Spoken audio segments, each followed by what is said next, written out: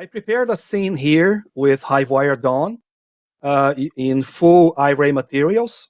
And let's go through the things I talked about in the slideshow. First of all, how do I create a geoshell? We go here to create, and then here, new geometry shell.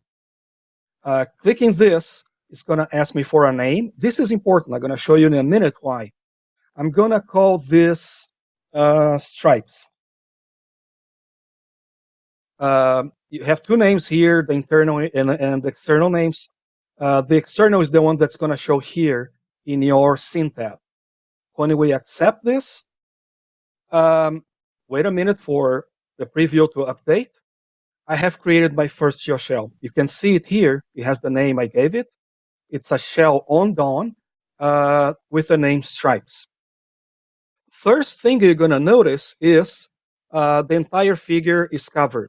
Just like I said before, geoshell by default covers the entire body, which means I have practically duplicated the entire figure with my geoshell selected. Let me show you what I mean. Can you guys see this? This is my geoshell. It's a prop that duplicates the entire figure, including things like the inner mouth and the lashes, the eyes. We're going to change this in a minute.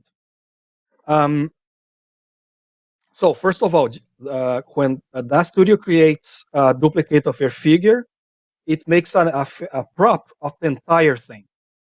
All right, let's take a look at the properties here. On the parameters shell, here is what I told you about the visibility. Right now, everything is showing. You see the on here on the right side? Everything that has on is showing on the preview. And by default, on the materials, geoshells are set to 50% transparency. That's why you kind of see through parts of the figure. And you have two options here: surfaces, which is your material zones, and face groups, which is your body groups. Depending on what you want to do, you may find one more useful than the other. But since I'm going to be doing texturing here, I'm going to use surfaces, which is the material groups, the ones you see in the surfaces tab, this one here.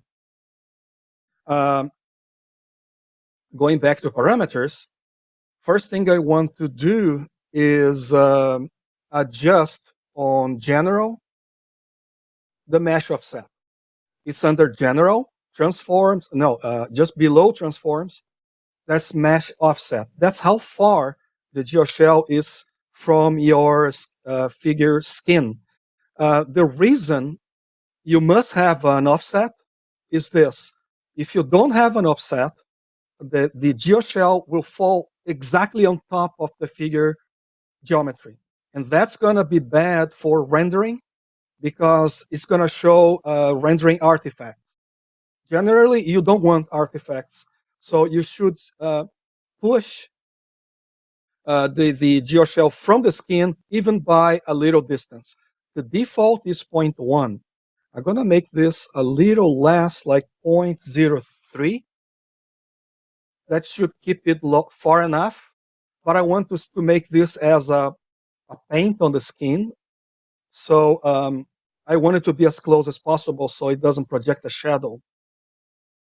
Let me bring it back to be on top of the figure.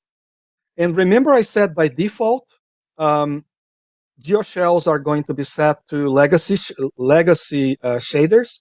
Let's go to the surfaces.